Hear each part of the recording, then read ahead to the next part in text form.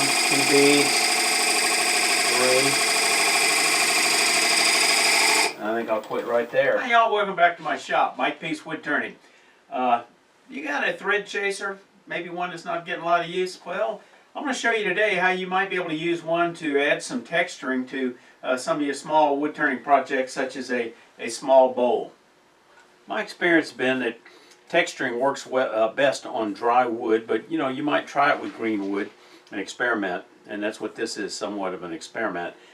This is a piece of bone-dry cherry. I've had in my shop for years, completely dry. I just roughed out the outside, and I'm just going to use this as a canvas to show you how this technique works. Anytime you texture, you want to sand to your final grit, in this case 360. I'm going to first start off with the coarsest thread chaser readily available for wood, and that's 10 TPI. This was a Robert Sorby. So it is a scraper, which means you generally have to have a handle lifted a little higher than the cutting edge, but it does have a slight negative rake on it, so I could hold it flat and it might work. But I want to cut it about on center, so let's raise the tool rest a little bit, and we're just going to lift it up like this. We're going to start right here. I'm going to engage it probably pretty much across, straight flat across, and let's see what happens. Speed wise, I want to go fairly slow, no more than about 500. You could do this on a mini lathe with a minimum speed of 500. I wouldn't want to go too fast. And then I'm just going to ease this in, starting with the left and then kind of rock it around to the right.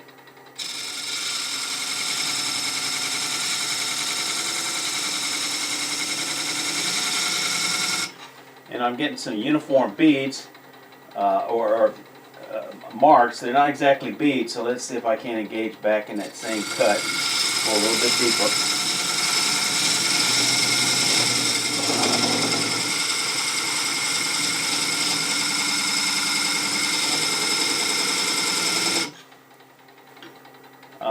They're a little deeper, but they're kind of square. I think I can still get a little bit deeper.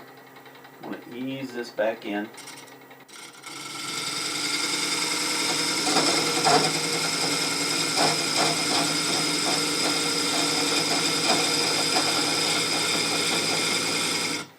And I don't want to get it so deep that they come to a fine point and start crumbling, but these are fairly pronounced, and they look, I think they look pretty good. Now, let's try a different thread chaser right next to it with a smaller, a less coarse thread. So these cut cleanly all the way around. I didn't see any tear out. You could probably improve the surface just a little bit on inside the bead by taking a piece of sandpaper, maybe 240, fold it in half and just kind of slip it in between those beads and rock it a little bit to knock off somewhat of those edges. I've done a bit of thread chasing over the years, so I have more thread chasers than most to choose from. Now I'm going to switch to a 12 TPI. Not quite as coarse, so it'll give a little finer bead. This is the Carter & Son, which I really like. We're using the male end of it. This is a two-ended tool, a female on one side and male on the other. And it's got a very slight negative rate. One of the reasons I like this Carter & Son is it's got an M42 steel, so it holds an edge for a long time. Let's put that in there. I'm going to leave a little distance between the two, just for appearance sake.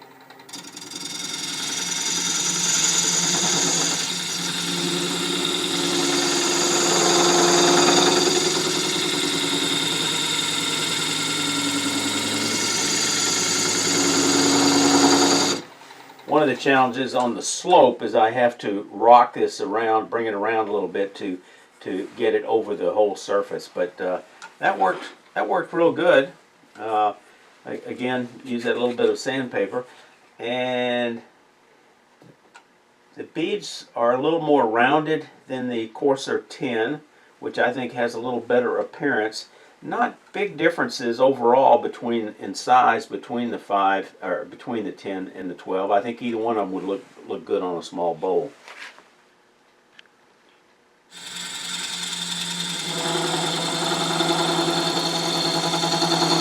Slowly bring it around to the right.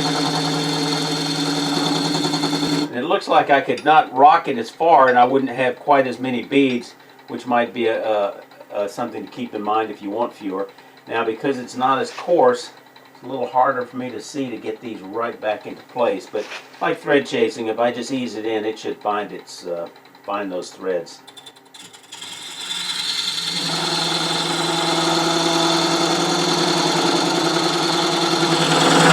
And there we have it for the 16 threads per inch. Now, what are the alternatives to doing tiny little beads like this on a bowl? This makes them very uniform, makes it very fast. An alternative is a DIY point tool, which I frequently use for box making and other things, but it makes a great tiny little bead groove, and it makes a nice little bead. Let's get the speed up on this one though.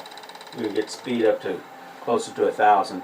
I'm going to just poke it right in, drop the handle, roll it over, come right next to it, drop the handle, roll it over, and you make a very nice bead with this pointing tool. 6 millimeter or 1/4 inch. You could use almost any kind of steel, but this is high-speed steel, so it holds its edge for a long time. The only problem with this one, more flexible in terms of you can make different size beads. The difficulty is when you want to make all the beads the same size.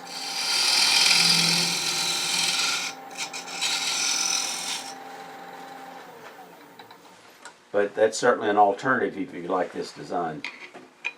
Now, one other technique I'd want to show you that's similar. Some of you may do baskets of illusion. If you have a very fine beading tool such as this D-Way, this one is 3/32 of an inch, which is going to be very close to the 1/10 of an inch of these 10 TPI. So let's put a couple of beads here just so you can see how that works. Now I'm just going to go in right next to the tin. And you just rock it back and forth just a little bit until you get a rounded edge. Then you engage the fang into that little groove and do another one.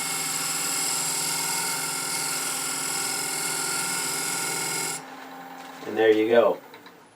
And you can see not big differences in size, of course, between the 3/32 and 10 TPI. This tool costs $50. A set of the 10 TPI Robert Sorby or the 12 TPI Carter and Son, they're going to be closer to about $100. But you can also use them for thread chasing. All right, let's try this out on a small bowl. I've got this cherry board, a little over an inch thick. I'm going to use my Record Power SC2 chuck with a tiny spacer, and it's got a tiny little woodworm screw. Takes a 1/4 inch hole. Fast to add it. Let's try to do it the speed way and see if I can stay out of trouble here mounting this thing. Nope. I'll just do it the old-fashioned way. Crank it on. A lot of friction. I think it's going to be a really good hole, and put on spindle lock and get it in there. Okay. And I'll probably use that SC2 recess, so I'll have to mark that. So I'm going to make a 40 millimeter recess, so I'm going to start with using a 3/8 inch bowl gouge and just take some of that out. I've marked this 40 millimeter. Speed up a little bit. And just remove some of this wood down to maybe 1/8 of an inch.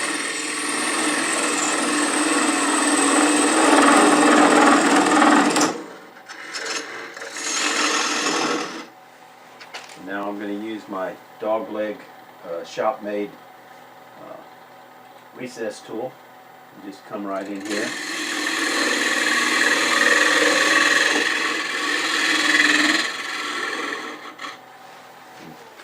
Now we've got that. Now we're going to go ahead and just shape the outside here a little bit. Actually, I'm going to use a 1/2 inch spindle gouge to kind of shape the outside of this. Come in here.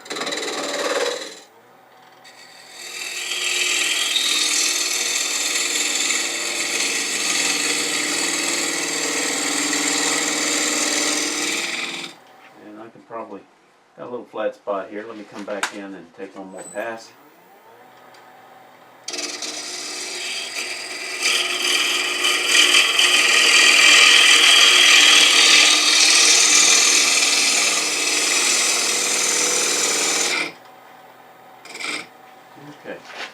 before I sand this, let me just take a couple of passes with this shear scraper.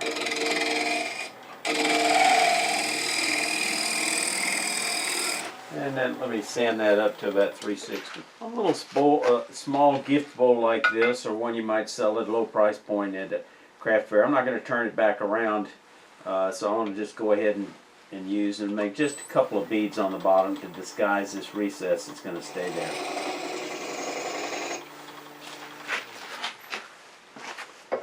That's the bottom. And I'm going to use my 12 TPI Carter & Son and try to get that decoration in the upper third. I don't want to use all of these, so I'll start here and I'll probably stop before it comes all the way around. Again, that speed, not much more than 500 or so. And then we're just going to start that right here. Slow, bring it around, 2 beads. 3. I think I'll quit right there. 4 beads, and I think that looks good. Just clean that rim off just a little bit.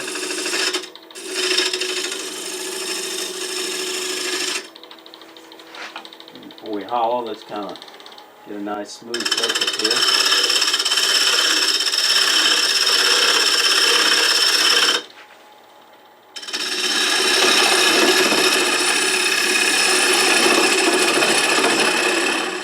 The end grain, just work our way in from the center out.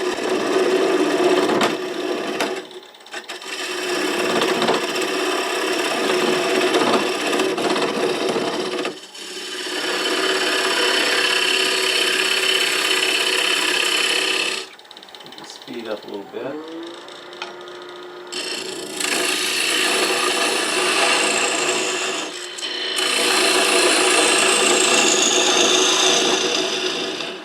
Take one more pass, then I'll come in there and do some cleanup with a scraper.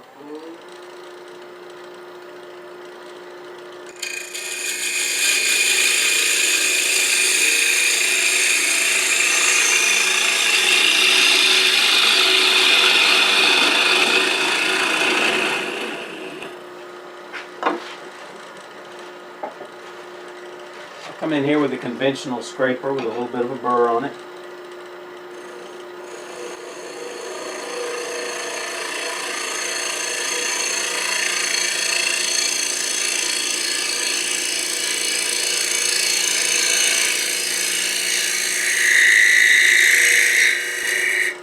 Up on its edge just a little bit here as I come around.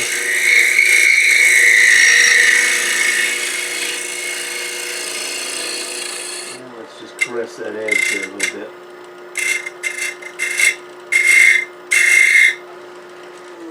And we'll sand it up and finish it. Okay, here's a couple of smaller bowls that I use the thread chasing tools on. Here's another one, cherry. Here's a couple of more smaller bowls. And by contrast, here's one where I use the beading tool, and one where larger beads done with a spindle gouge. If you've got a set of thread chasers, you're ready to give this technique a try. If you're thinking about getting a set of thread chasers, and this is maybe pushing you over into doing so, you might want to check out the video I've got here on thread chasers before you make that decision. Since that video, I've got another video here where I also talk about the Carter & Son thread chasers. I've got a couple of these and I like them a lot, so you might want to check out that video as well. If you found this video helpful, please give it a thumbs up. Make it easier for the algorithm to put this in front of other wood turners. If you can think of another project where this technique you think would work well on, please leave it in the comments below. And remember, y'all stay safe. Come on back, you hear?